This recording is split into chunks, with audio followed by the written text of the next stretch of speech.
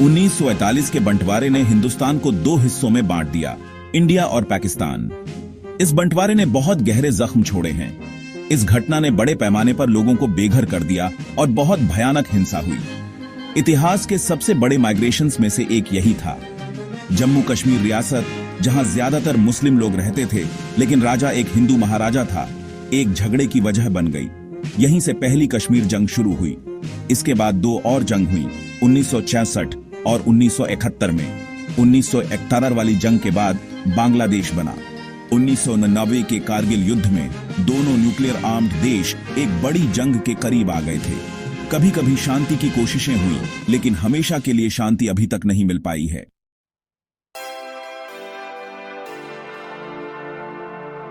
2021 में इंडिया और पाकिस्तान ने 2003 के सीजफायर एग्रीमेंट को फिर से मान लिया। मतलब कश्मीर में लाइन ऑफ कंट्रोल पर कोई भी फौजी कार्रवाई नहीं होगी। इससे थोड़ी उम्मीद जगी, लेकिन दोनों देशों के बीच अभी भी शक और अनसुलझे मुद्दे हैं। एनालिस्ट्स का मानना है कि back channel diplomacy, international pressure और लगातार लड़ाई की भारी कीमत ने इसमें मदद की। लाइन ऑफ कंट्रोल के पास रहने वालों के लिए सीजफायर से थोड़ी राहत मिली है। इस एग्रीमेंट से बातचीत और विश्वास बढ़ाने के रास्ते खुलते हैं। देखना होगा कि क्या यह नाजुक शांति आगे चलकर मजबूत हो पाती है।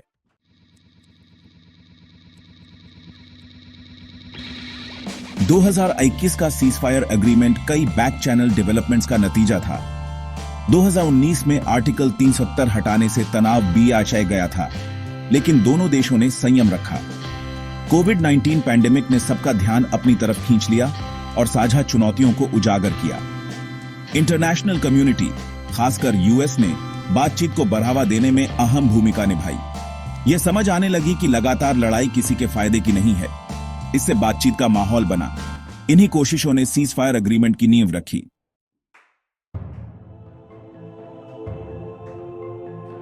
सीजफायर एग्रीमेंट लाने में बैक चैनल डिप्लोमेसी का बहुत बड़ा हाथ था। मीडिया की नजरों से दूर चुपके से बातचीत के जरिए खुलकर बात हो पाई। इन बातों में तनाव कम करने और दोनों के लिए फायदेमंद बातें ढूंढने पर ध्यान दिया गया। चुपके से बातचीत होने से ज्यादा फ्लेक्सिबिलिटी और नए सॉल्यूशंस मिल पाए। फरवरी 2021 में 2003 के सीजफायर एग्रीमेंट को फिर से लागू करना एक बड़ा कदम था। असली चुनौती है इस सीजफायर को एक मजबूत शांति में बदलना।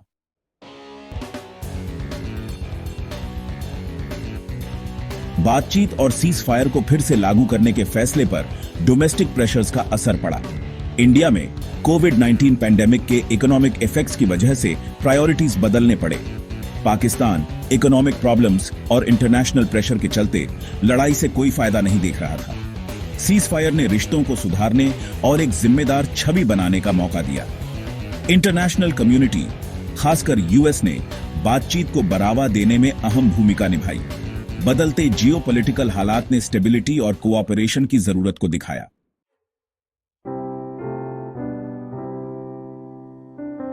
अमेरिका का इंडियन सबकॉन्टिनेंट के साथ रिश्ता स्ट्रेटेजिक इंटरेस्ट्स और बदलते ग्लोबल डायनामिक्स से बना है।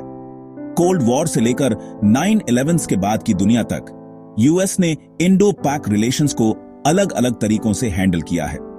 वॉशिंगटन के इन्फ्लुएंस को अक्सर पार्टिजन माना जाता है, खासकर दिल्ली में। कोल्ड वॉर के खत्म होने और ग्लोबल टेररिज्म के बढ़ने से यूएस पॉलिसी में बदलाव आया। टेररिज्म से लड़ने और रीजनल स्टेबिलिटी लाने में इंडिया यूएस का एक इंपॉर्टेंट पार्टनर बनकर उभरा।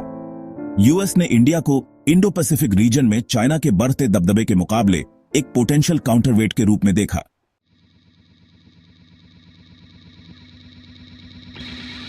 इक्कीसवीं सदी के पहले 2 दशकों में साउथ एशिया के प्रति यूएस पॉलिसी में और बदलाव आया। ओबामा एडमिनिस्ट्रेशन ने अफगान कॉन्फ्लिक्ट को सुलझाने के लिए रीजनल अप्रोच की जरूरत को समझा। ट्रंप एडमिनिस्ट्रेशन के transactional approach to international relations का साउथ एशिया पर काफी असर पड़ा। कश्मीर इश्यू पर इंडिया और पाकिस्तान के बीच मीडिएट करने के ट्रंप के ऑफर को दिल्ली में स्केप्टिसिज्म से देखा गया। ट्रंप एडमिनिस्ट्रेशन का साउथ एशिया अप्रोच इनकंसिस्टेंसी और क्लियर स्ट्रैटेजी की कमी से भरा था। इस रीजन में अनसर्टेनिटी और अनईज का माहौल था।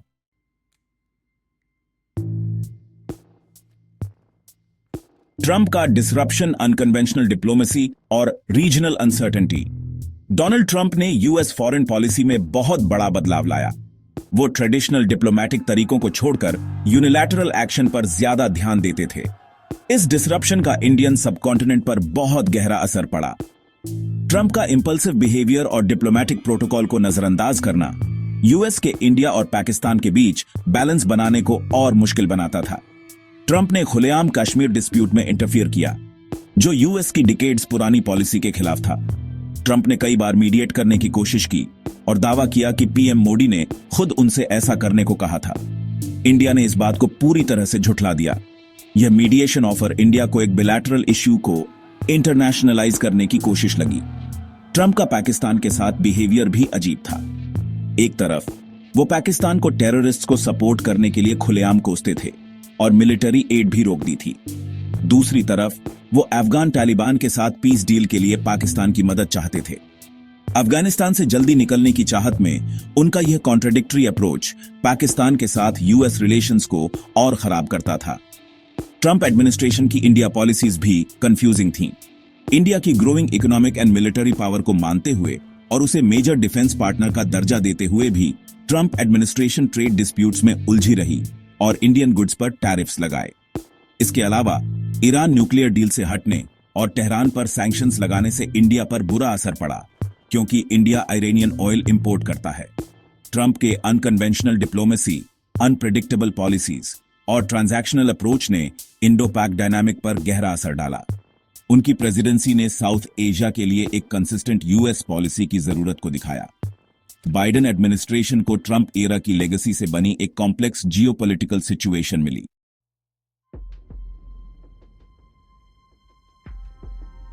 ट्रांजैक्शनल अप्रोच, ट्रंप का इंडो पैक रिलेशंस में अनऑर्थोडॉक्स दखल। डोनाल्ड ट्रंप ने अमेरिकन फॉरेन पॉलिसी के ट्रेडिशनल रूल्स को तोड़ा, जिसका असर साउथ एशिया में साफ दिखा। उनका ट्रांजैक्शनल अप्रोच इमीडिएट गेन्स और पर्सनल रिलेशनशिप्स को ज्यादा इंपॉर्टेंस देता था।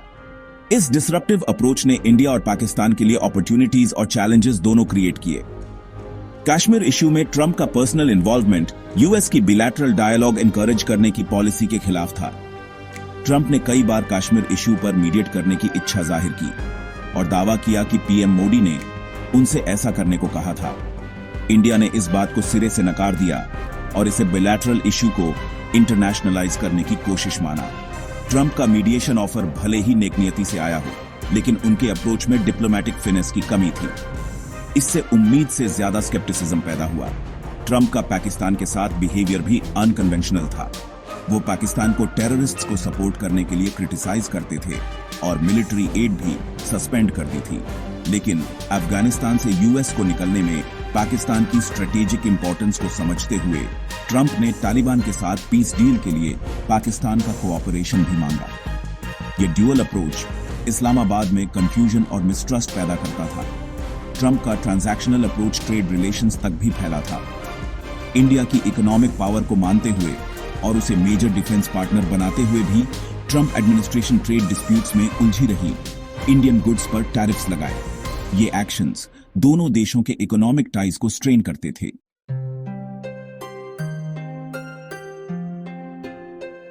शिफ्टिंग सैंड्स, ट्रंप की डिप्लोमेसी के बाद अनसर्टेनिटी और मिसगिविंग्स। ट्रंप एडमिनिस्ट्रेशन के अनऑर्थोडॉक्स अप्रोच के कुछ अच्छे रिजल्ट्स भी मिले।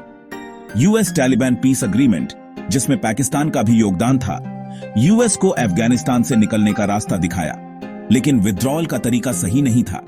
अफगान एलाइज के साथ कोऑर्डिनेशन की कमी और अफगान गवर्नमेंट को अकेला छोड़ देने के डिजास्टर्स कॉन्सिक्वेंसेस हुए, जिससे तालिबान ने जल्दी ही अफगानिस्तान पर कब्जा कर लिया। इस कैओटिक विथड्रॉल ने रीजन को हिलाकर रख दिया। टेररिज्म और इंस्टेबिलिटी की चिंता बारगेज गई।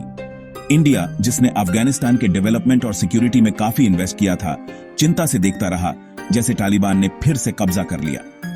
ईरान न्यूक्लियर डील से हटने और तेहरान पर सैंक्शंस लगाने का भी साउथ एशिया पर असर पड़ा। इंडिया, जो ईरानियन ऑयल इंपोर्ट करता है, यूएस सैंक्शंस के चलते ईरान के साथ एनर्जी ट्रेड कम करने पर मजबूर हो गया। इस मूव ने यूएस इंडिया रिलेशंस को स्ट्रेन किया। ट्रंप ईरा अनप्रेडिक्टेबिलिटी और डिप्लोमैटिक नॉर्म्स की कमी के लिए जाना जाएगा।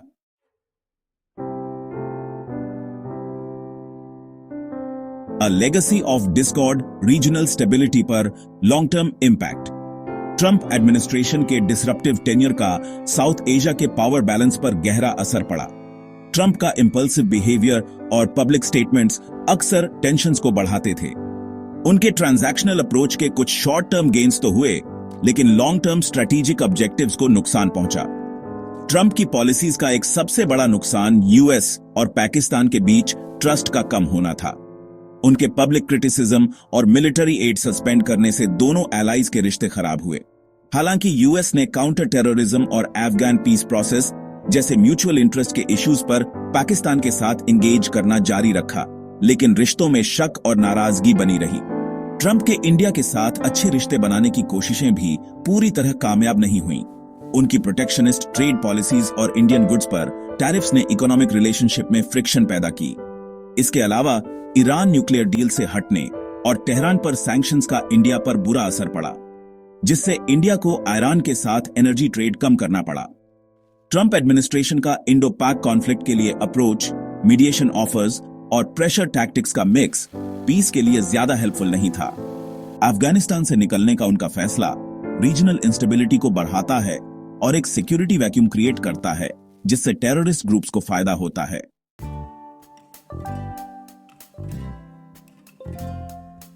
A moment of reckoning. Indo पाक सीज फायर का नैरेटिव हिस्ट्री, नेशनलिज्म और इंटरनेशनल इन्फ्लुएंस का कॉम्प्लेक्स मिक्स है। आज की फ्रैजिल पीस कॉन्फ्लिक्ट की ह्यूमन कॉस्ट और वायलेंस की संभावना को दिखाती है। 2021 में 2003 के सीज फायर अग्रीमेंट को फिर से लागू करना एक बड़ा कदम था, लेकिन यह एक लंबे और ट्यूमल्चुअस जर्नी में बस एक पॉज है। लास्टिंग पीस के लिए रास्ता मुश्किलों से भरा है, जिसके लिए पॉलिटिकल विल, डिप्लोमैटिक स्किल और रिकंसिलिएशन की जरूरत है। इस इक्वेशन में अमेरिका का रोल इन्फ्लुएंशियल और कंट्रोवर्शियल रहा है। कोल्ड वॉर से लेकर 9/11 के इंटरवेंशंस तक यूएस ने सब कॉन्टिनेंट पर गहरा असर डाला है।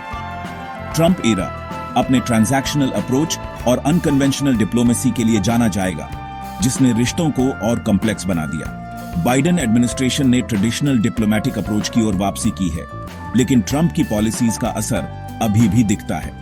कॉन्फ्लिक्ट के लिए इंडिया के अप्रोच को शेप करने में इंडियन नेशनलिज्म का बड़ा हाथ है। पार्टीशन और उसके बाद के कॉन्फ्लिक्ट से बने इंडियन नेशनलिज्म का डोमेस्टिक पॉलिटिक्स और फॉरेन पॉलिसी दोनों पर असर है।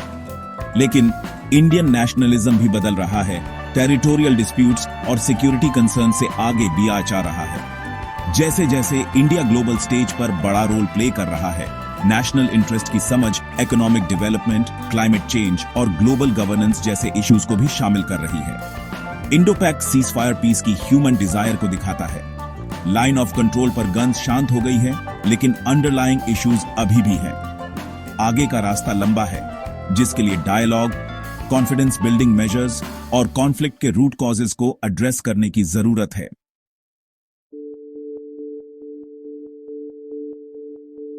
शांति का भविष्य, the future of peace. Indian subcontinent में पीस का भविष्य कई इंटरनल और एक्सटर्नल फैक्टर्स पर डिपेंड करता है। इंडिया और पाकिस्तान दोनों को नेशनलिज्म, पॉलिटिकल अपॉर्चुनिज्म और वेस्टेड इंटरेस्ट्स के कॉम्प्लेक्स इंटरप्ले से निपटना होगा। दोनों देशों में, खासकर पाकिस्तान में, जहां आर्मी का फॉरेन एंड सिक्योरिटी पॉलिसी पर काफी इन्फ्लुएंस है, मिलिट्री एस्टैब्लिशमेंट का रोल बहुत इंपॉर्टेंट होगा। कश्मीर का अनरिजॉल्व्ड इशू लास्टिंग पीस के रास्ते की सबसे बड़ी रुकावट है। इस कॉम्प्लेक्स डिस्प्यूट का एक ऐसा सॉल्यूशन ढूंढना जो कश्मीरी पीपल की एस्पिरेशंस और इंडिया पाकिस्तान की सिक्योरिटी कंसर्न्स दोनों को एड्रेस करे, बहुत मुश्किल होगा। इंटरनेशनल कम्युनिटी, खासकर यूएस का रोल पीस प्रोसेस में बहुत इंपॉर्टेंट होगा। यूएस, इंडिया और पाकिस्तान के साथ अपने हिस्टोरिकल टाइज और डिप्लोमैटिक लेवरेज के साथ डायलॉग को इंकरेज करने, कॉन्फिडेंस बिल्डिंग मेजर्स में हेल्प करने और कोऑपरेशन के लिए इकोनॉमिक इंसेंटिव्स देने में कंस्ट्रक्टिव रोल प्ले कर सकता है। लेकिन किसी भी इंपोज्ड सॉल्यूशन के बैकफायर होने का डर है। इंडियन सबकॉन्टिनेंट के लिए पीसफुल फ्यूचर के लिए दोनों तरफ माइंडसेट में बदलाव की जरूरत है। जीरो सम लॉजिक से आगे बढ़कर एक कोऑपरेटिव अप्रोच अपनाना होगा, जो दोनों देशों के इंटरकनेक्टेड डेस्टिनीज को समझे। People to people contacts, trade and economic cooperation और कल्चरल एक्सचेंजेस से ट्रस्ट डेफिसिट को कम किया जा सकता है और कॉन्फ्लिक्ट रेजोल्यूशन के लिए बेहतर माहौल बनाया जा सकता है।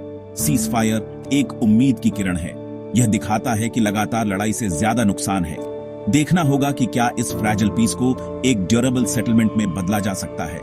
आने वाले साल यह तय करेंगे कि इंडिया और पाकिस्तान अपने शेयर्ड हिस्ट्री से आगे बढ़कर पीसफुल कोएग्जिस्टेंस का रास्ता चुनते हैं या नहीं।